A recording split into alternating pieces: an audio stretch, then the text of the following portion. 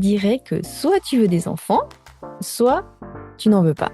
Il y a des femmes qui savent qu'elles seront mamans, hein, tu sais, depuis toute petite, tu le sais, c'est dans tes tripes. Tu sais que tu veux 1, 2, 3, 4, voire 5 enfants. Et d'autres, comme moi, n'ont jamais ressenti ce désir. Et pour certaines, ça viendra quand même d'un coup, à 40 ans, hein, on a tout entendu l'histoire de, voilà, je voulais pas d'enfants, et tout à coup, c'est venu. Et d'autres, ça viendra simplement jamais. Maintenant, le hic dans tout ça, c'est quand tu as passé 30 ans, voire 40 ans, et tu n'en as toujours pas parce que tu n'as pas rencontré celui avec qui ça fonctionne à merveille, celui dont tu es amoureuse, celui ah, qui rend le fait d'avoir un enfant ensemble une évidence. Et la question se pose simplement à cause de la fameuse et détestée horloge biologique. Parce que bien sûr, même si c'est possible de nos jours, t'as pas envie d'en faire un à 50 ans. Ma cliente Patricia, elle voulait congeler ses œufs avant de commencer le cours. Résultat, aujourd'hui, elle va se marier et il parle d'avoir des enfants. Le truc, pour elle, c'est qu'elle était certaine d'en vouloir, mais elle n'avait pas le mec. En parlant de ça, on m'a demandé l'autre jour si le cours était la même chose que le podcast. Alors, ma réponse est que oui et non. Bien sûr, vous avez beaucoup d'informations dans le podcast et si vous suivez à la lettre tout ce que je vous dis, vous allez transformer votre schéma. La différence avec le cours, c'est que vous avez les étapes détaillées avec des exemples concrets, des exemples de cas et un canevas à suivre. En vrai, avec le cours, on va quand même bien sûr beaucoup plus en profondeur et il y a des étapes que peut-être je vais pas partager. Vous voyez, comme la dernière fois, là, je parle de la jalousie et c'est quelque chose dont j'avais jamais parlé en 280 épisodes. Donc là, vous avez tout un cours que vous suivez, un cours à la fois. Et je trouve que vous gagnez du temps et surtout de la charge mentale à vous dire, mais là, est-ce que je fais ça ou est-ce que je fais ça? Est-ce que j'écris pas? Est-ce que j'arrête avec ce mec ou pas? Est-ce que... Parce que, par exemple, la formule amoureuse, elle est détaillée et vous avez des exemples concrets. Vous suivez les exercices et voilà.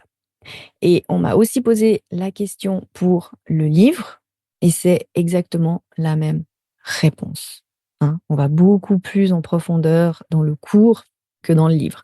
Je dis toujours, sinon j'aurais dû pondre un livre d'au moins 1000 pages si j'avais tout mis. Mais vous avez bien évidemment l'essentiel et vous pouvez vraiment, vraiment transformer déjà votre schéma avec ça et avec le podcast. Je dirais que le cours, c'est si vous voulez avoir une marche à suivre, claire, savoir où aller et si vous faites juste, en fait, tout simplement. Et du reste, je viens de recevoir un témoignage d'une participante qui a pris le cours et qui écoutait le podcast et qui m'a partagé, il y a des choses, elle avait compris d'une manière et je l'explique pas d'une autre manière, mais comme je l'explique dans le cours, elle a vraiment compris son schéma en profondeur et elle me partage, tu es un véritable cadeau. Cette formation est un vrai plaisir à faire et à suivre. Merci. Voilà pour la petite parenthèse. Revenons à nos moutons. J'ai bon nombre de mes clientes qui doutent sur ce thème. C'est normal. Avoir ou ne pas avoir d'enfants. Elles doutent pour plusieurs raisons. L'habitude d'être célibataire, et au bout d'un moment, on se l'avoue, ça devient hyper confortable d'être célibataire, on fait ce qu'on veut. La peur de ne pas trouver le mec avec qui ce sera chouette d'élever un enfant. La peur de le trouver, mais que ça tourne au vinaigre et de se retrouver maman solo à devoir tout gérer, peut-être payer toutes les factures et gérer la passation des enfants, gérer sa future copine, etc. On imagine ça. Le cerveau, il est très fort pour se créer des histoires en avance qui n'arriveront jamais. Et la peur de tomber sur un enfant, on va dire, difficile. Le deuxième hic, ça met un coup de stress sur tes rencontres.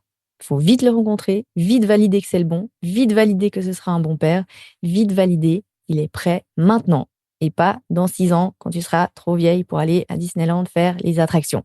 Et en fin de compte, tout ça, ça te fout la pression. Et tu te retrouves à déambuler dans le monde des rencontres comme une cocotte minute. Ce qui, bien sûr, va fausser ton magnifique radar à homme idéal et te mène à sortir de ton juste. Et ça, même si tu essaies de te convaincre que finalement, si ça doit venir, ça viendra. J'en parle dans la conférence Les 5 erreurs, hein. Elle est toujours dispo en ce moment en replay dans les notes du podcast. Ça doit venir quand ça viendra. C'est une fausse bonne croyance et ça te fait perdre un temps fou et surtout perdre ta vie idéale, hein. On veut plus croire à ça. Ça fait du bien sur le moment, mais non. Et surtout, au bout d'un moment, le doute s'installe de plus en plus. Mais est-ce que vraiment je veux avoir des enfants, hein? Et ton cerveau, bah là, il va rationaliser. Il va te dire que ta vie, elle est géniale, que finalement, tu es bien comme ça, parce que les enfants, bah déjà, ça coûte un bras, et en plus, tu vas perdre un bout de ta liberté, que l'accouchement, c'est l'enfer, que tu vas te faire dessus, et après, tu risques de prendre 20 kilos que tu pourras jamais perdre. La minute d'après, il va te dire: «Oui, mais quand même, être maman, c'est unique, c'est magnifique, tu vas regretter». Et tu as envie d'avoir ce petit être qui te regarde avec amour, qui te serre le doigt et avec qui tu pourras passer des moments uniques comme le premier jour d'école ou la fête des mères. Et la minute d'après, de nouveau, tu vas te dire: «OK, mais si je tombe sur une charogne, un hyperactif ou pire, qu'il ne remarque pas qu'il a un handicap et que toute ta vie soit dépendante de toi?»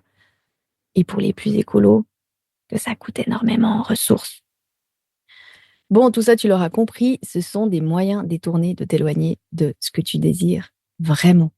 Et ça fait partie de ton schéma de base. Parce que ce genre de questions ou de blocages, tu te les poses aussi en amour.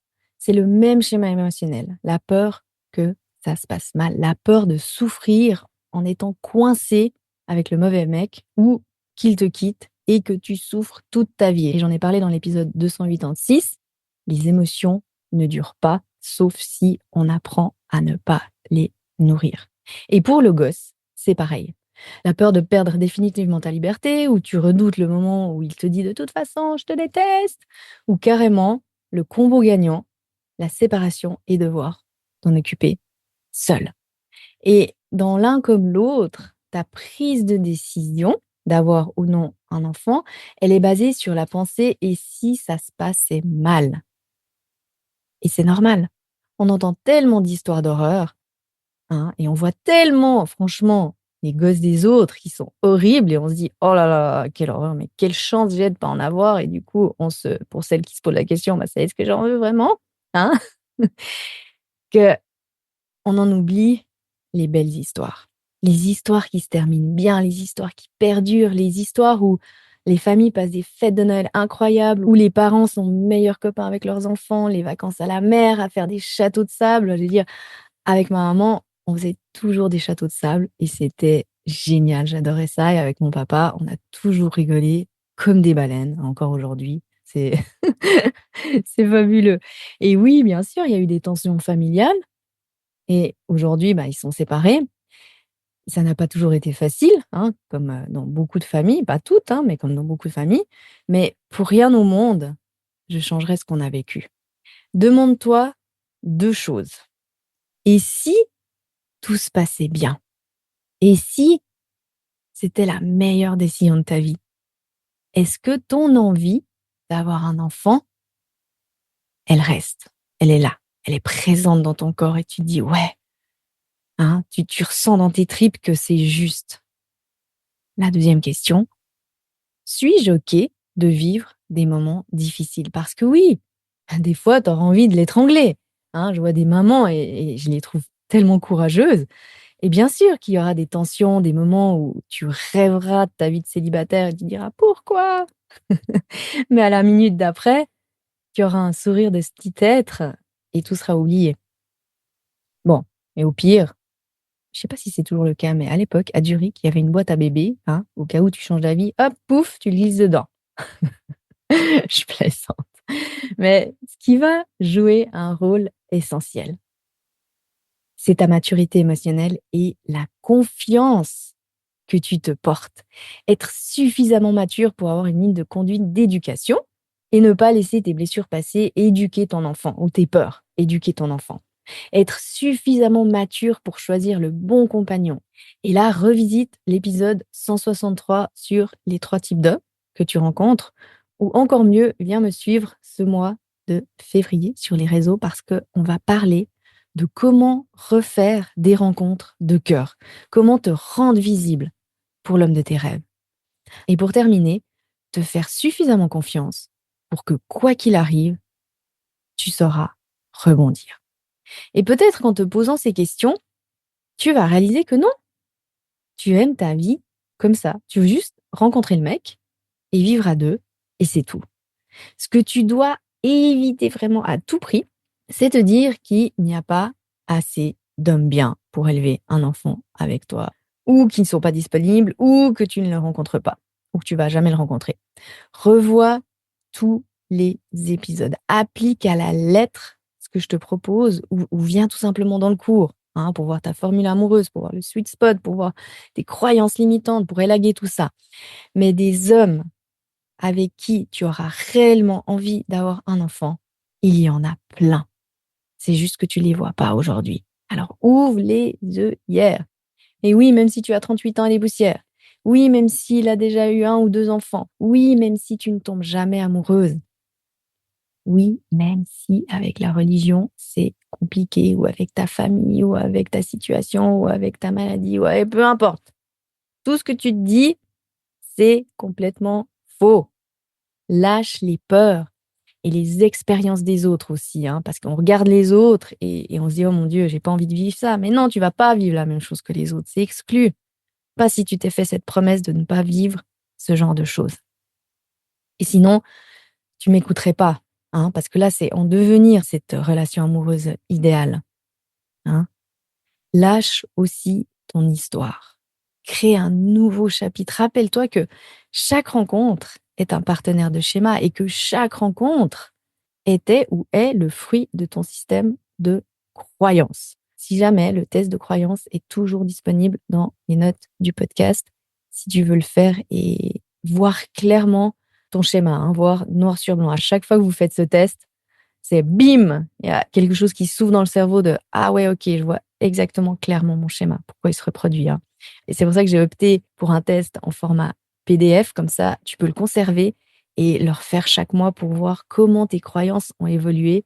Et c'est ce que je conseille à mes clientes, de le refaire chaque mois pour voir que vous avez avancé dans vos croyances et que ça a changé déjà votre situation amoureuse.